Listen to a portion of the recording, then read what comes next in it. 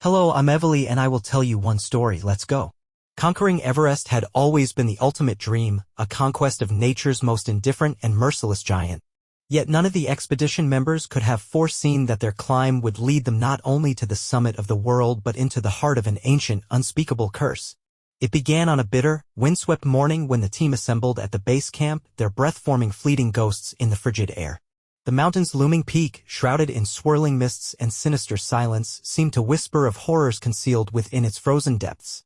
As they ascended, each step grew heavier, as though the very ice beneath their boots was weighted with malice. The higher they climbed, the more the weather turned bizarrely unnatural. Gusts of wind carried faint voices, half-muffled and pleading, echoing across crevasses. The ice formations, once mere obstacles, began to resemble twisted figures, grim visages carved by an unseen hand.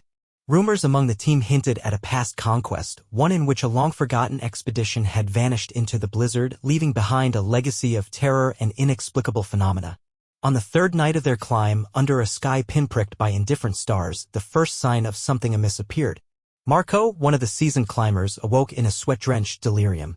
In his feverish dreams, he saw his own hand, its fingers elongating unnaturally before turning an ashen black, then detaching with a soft, horrifying crack. When he reached for his face upon waking, he found his hand trembling, the fingertips unnervingly numb, as if the very essence of his flesh had been stolen. His pleas were drowned by the howling wind, and he could only wonder if the nightmare was real or the product of a fevered mind. In the following days, the creeping dread that had once been confined to dreams began to manifest in disturbing ways. Climbing higher, the team discovered that some of the older equipment had been inexplicably replaced. Frozen bits of metal and plastic, eerily resembling human digits, lay scattered near the rocky outcrops. These fingers were no ordinary ice sculptures, they were slick, jet black, and bore an uncanny resemblance to the extremities of long-dead climbers. The horror deepened when one of the team members, Lena, woke to find that a finger she had lost in a minor accident the previous day was inexplicably attached to her glove. It was not hers, though it bore the pallor of death and decay. The relentless ascent turned into an agonizing ordeal as the mountain itself seemed to conspire against them. Every foothold became treacherous, every crevice a potential tomb. The wind's mournful keening was soon accompanied by the almost imperceptible sound of scraping, like brittle, frozen nails being clawed across stone. In the gloom of twilight, figures could be seen moving at the periphery of vision, vanishing whenever a climber's eyes adjusted to the darkness. The boundaries between nightmare and reality blurred as if the mountain's ancient curse had seeped into the very souls of those who dared to scale its heights. Amid the mounting terror, the phenomenon of the frozen, disembodied fingers escalated. One by one, climbers began to lose their own digits in a slow, agonizing process. At first, it was a single finger that turned jet black and detached with a soft, sickening pop, only to be replaced days later by a grotesquely malformed appendage, entirely alien in texture and shape. These new fingers, unnervingly pliable and possessing a subtle, pulsing glow, seemed to belong to someone else, a phantom hand whose identity was forever shrouded in mystery. With each replacement, the afflicted felt a creeping sense of intrusion, as though a foreign presence was gradually seeping into their very being. One cold, fateful evening, as a vicious storm battered the slopes, the team's makeshift camp became a stage for unspeakable horror. Huddled in a flickering circle of light, the climbers shared whispered theories of ancient curses and vengeful spirits. Their voices trembled as they recounted tales of previous expeditions of men and women whose bodies had been claimed by the mountain only to return with parts that were not their own. It was said that Everest was a repository for lost souls and that every frozen finger was a token of its dark legacy, a grim reminder that some conquests were never meant to be. As the wind screamed like a chorus of damned souls and the temperature plummeted further into an abyss of cold, the true nightmare began. In the distance, atop a ridge illuminated by a pale, ghostly luminescence, a figure emerged. Cloaked in tattered layers of frost and shadow, it moved with a deliberate, unnatural gait. Its hand, if it could be called that, wavered and contorted in grotesque patterns.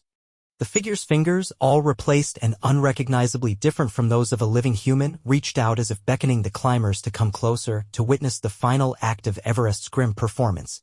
As the team stared, paralyzed by a mingling of awe and terror, a sickening realization struck them: the mountain was not just a physical challenge, but a living, breathing force of malice. Every heartbeat echoed the truth that their conquest had awakened something ancient and malevolent, a curse that claimed not only the body but also the very identity of its victims. With the figure's unearthly gaze fixed upon them, the climbers knew that the true terror was only just beginning. The survivors, their minds splintering under the oppressive weight of the curse, clung desperately to the fragile hope of escape as they began their harrowing descent. The mountain, once a symbol of nature's indomitable challenge, had transformed into a sentient, malevolent force. Its slopes twisted with unnatural contours, and the very ice beneath their feet seemed to pulse with the dark energy of forgotten sacrifices. Every step downward was a struggle against both the physical treachery of the terrain and the psychological terror that gnawed at their sanity. The cursed fingers, those grotesque, ebony appendages that had replaced parts of their own bodies, continued their sinister work. They writhed and twitched with a life of their own, as if inscribing ancient runes upon their flesh. Each movement of these alien digits whispered secrets of a past long buried, and each pulse carried the weight of souls not originally their own. In the deepest hours of night, the air grew so bitterly cold that even the survivors' labored breaths crystallized into frozen sighs. Under the ghostly light of a waning moon, one of the climbers, Adrian, discovered that the cursed replacements were not static. They slowly began to alter his grip on reality. The new fingers, slick and unnervingly pliable, moved with a purpose that defied human intent. In the isolation of the icy darkness, he watched in horror as they began to trace symbols in the snow, a language of pain and sacrifice that he could not comprehend. It was as if these digits were reaching out to summon forces beyond mortal ken. Desperation lent him a mad courage. Adrian's whispered pleas to the indifferent winds were met only with the haunting echoes of voices that did not belong to any living soul. Each syllable of that forbidden language cut into his mind, blurring the boundaries between his own thoughts and those of the ancient, tormented spirits residing within the mountain. Slowly, he began to understand the curse was not merely a physical affliction but a spectral inheritance, an unholy merger of identities that stripped away individuality and replaced it with a collective, mournful despair.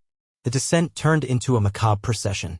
One by one, the climbers encountered inexplicable horrors, a disembodied hand scratching indecipherable messages into the icy wall of a crevasse, spectral figures drifting just beyond the reach of their trembling flashlights, and an oppressive silence that swallowed the sound of every footfall. In one heart-stopping moment, a sudden avalanche tore through the narrow passage, hurling them into a chaos where the boundaries of life and death seemed to merge. Amid the roar of crushing ice and frantic screams, each survivor felt the cold, relentless grip of something both omnipresent and omnipotent.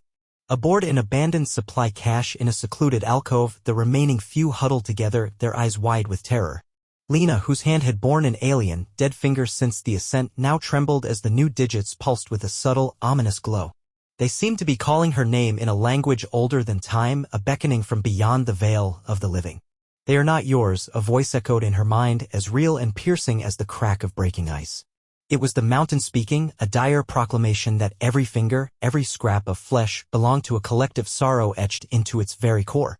As the survivors gathered their scant strength for one last bit of freedom, the cursed mountain revealed its final, ghastly secret. Buried deep within an ancient cavern carved by centuries of relentless ice, they discovered a vast chamber filled with relics of previous expeditions, rusted gear intertwined with frozen, emaciated remains, and countless disembodied fingers arranged in a grotesque mosaic upon the walls. The inscriptions on the ice, a labyrinth of symbols and cryptic warnings, spoke of an ancient covenant forged in blood and sealed by the relentless cold. This was the genesis of the curse, an unholy bargain between mortal ambition and a primordial entity whose hunger for souls was as boundless as the mountain itself. The climbers' hearts pounded as they pieced together the dreadful truth.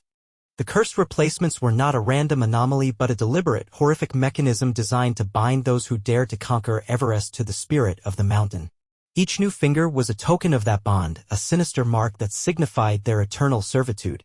The realization struck them like a physical blow. Their very identities were dissolving, absorbed into a legacy of endless torment. In their place, something ancient and nameless was taking root, a collective spectral consciousness that stretched back to the first man who had set foot on that accursed peak. In a moment of bone-chilling clarity, as the wind shrieked its doleful lament and the cavern's icy walls closed in with foreboding menace, the survivors understood that escape was a futile dream. Their only hope lay in confronting the heart of the curse itself, to challenge the ancient force that had claimed their souls. With trembling resolve, they stepped from the relative safety of the alcove into the swirling maelstrom of the mountain's final trial. The final confrontation unfolded beneath a sky of swirling storm clouds and spectral light. A towering figure, its form a grotesque amalgam of frost and shadow, emerged from the darkness. Its eyes burned with an unearthly fire, and its arms ended in hands that bore the same accursed appendages that now gripped the survivors. In a voice that resonated like the grinding of glaciers, it intoned, "You came to conquer, but you shall now serve." The words rang out as a death knell, sealing the fate of all who had dared to defy Everest's ancient decree. As the figure advanced, the cursed fingers on each survivor began to writhe uncontrollably, moving in eerie unison with the being's unholy rhythm. Their bodies convulsed as memories not their own flooded their minds, images of lost souls, ancient betrayals, and eternal despair. The mountain's curse, it seemed, was not content with physical transformation alone. It sought to usurp every vestige of self, melding the living with the spirits of those long consigned to frozen oblivion. In that final, heart-stopping moment, the boundaries between conqueror and conquered dissolved completely. The survivors, once proud climbers with dreams of triumph, were transformed into nothing more than vessels of an ancient, inexorable legacy. Their new fingers, dark and pulsating, served as constant reminders of the price of ambition, a price paid not in mere flesh, but in the very soul. And as the cursed figure's chilling laughter echoed across the endless expanse of ice, the mountain reclaimed its own, absorbing the lost and damned into its eternal, frozen heart. The descent into darkness was complete, and Everest, forever changed by the relentless cycle of conquest and curse, stood silent once more. Yet the mountain's whisper lingered in the howling winds, a promise that its unyielding hunger would call again, luring new souls to share in the eternal descent into madness and decay. Thank you very much, and see you all in the next video.